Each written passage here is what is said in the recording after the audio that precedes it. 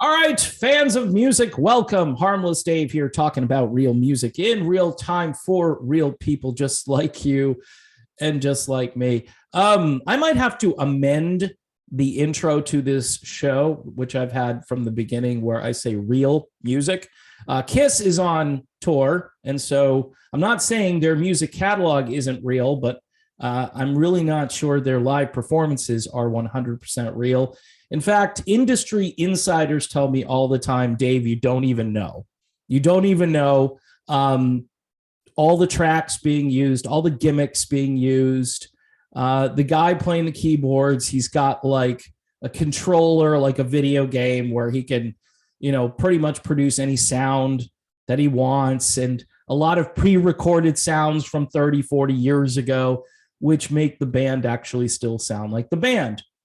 In the case of Kiss, right, a band that lectures everybody on what they ought to do with their own personal health, right? They just had a 15,000 person concert in Mansfield, Massachusetts. I once roamed there during the late 80s and early 90s, saw and met Bon Jovi there. Was called Great Woods back in the day. Now it's like Comcast or Infinity Center because, corporations need to pretty much own everything or have advertising. Look, it's the Comcast Center. Ooh, makes me want to go get cable, right? Or satellite or whatever. In any event, everybody, gets to name their stadiums now after corporations. That's how it works.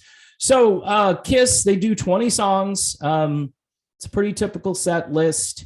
I'm just more concerned about sort of the hypocrisy these guys throw out at everybody on social media. Make sure you do the thing. Was every person at that event, were they all, already have done the thing? It's just, I don't know. Maybe they did all do the thing. And maybe they had their little QR code ready. Maybe they, had their this other thing that they're suggesting is they're going to do rapid testing, rapid results testing. What could go wrong with that? Think of the information they're going to collect from everybody if you decide you want to do a rapid test. Say you're feeling great, no symptoms, you just walk up, do the rapid test, and you learn that you've got the thing, the other thing. Either you inject the thing or you contract the thing, but you got to follow along because I use a lot of code language here. So, and they've got all your information, and now you're out there as testing positive for the thing. Do you really want that information out there that people will know? Say like your employer knows, and then, people start calling you and go, hey, who were you around? Who were you exposed to?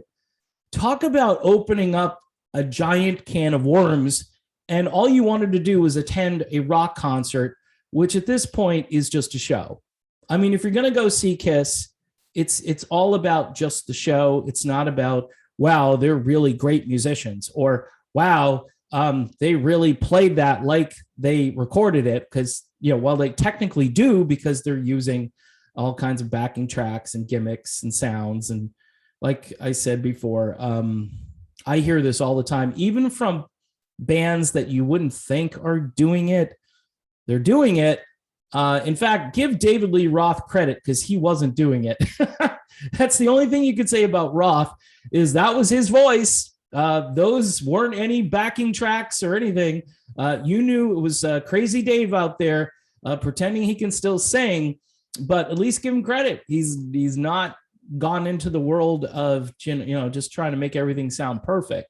So if you're going to go see Kiss, great. They're planning on doing, which again, I think is major hypocrisy. They're talking about 150 to 200 dates into 2022. Remember, this was supposed to already be the end of the road, but Kiss has been so animated about extending the end of the road because they like to create panic amongst their own constituents, basically, that those people are afraid to attend concerts unless, of course, you listen to the medical advice of Paul and Gene and you do the thing and you're protected for what? A couple of months maybe. And then of course they're probably going to have another tent over here So if you've already done the thing twice, you can do it a third time over here.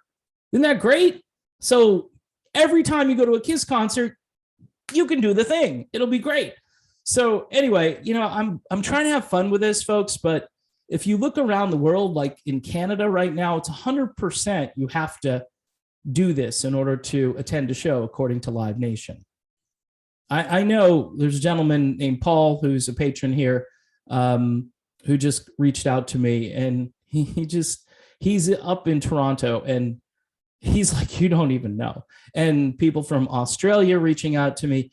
There are lots of people out there that are just wondering, are they going to be able to function as a human being? Can they go to work? Can they just go to the supermarket? Just regular everyday things. Forget about concerts, right? And it kind of stinks because I have this channel where I talk about music, and it's hard for me to be enthusiastic about all this stuff because these guys have all bought in to this notion that this is going to solve the problem. And so far, based on 18 months of this, it doesn't appear to be solving the problem. So just putting that out there. I know I've put it out there before. You got to love Kiss, though, because they're just the king of the hypocrites, man. They just 15,000 people, 200 concert dates coming. Maybe. We'll see. The emperor might declare that you can't have concerts anymore, or super spreader. See, that's the other thing before I leave. Some of these things are considered super spreaders, right? Some of them depends on who does it or where it's located. See, Massachusetts, good boys doing the things that good boys and girls doing the things they're supposed to do. Out again in like Sturgis or in Florida, bad things going on there. So definitely going to be some big problems after those events. Yeah. Okay. And then they're going to have all your information, which I don't want people having my information. This is just getting to the point where people, freedom, rights, liberties. I was never into that stuff anyway. I like submitting to the government. It's fun. It's enjoyable. The more they know about me, the better.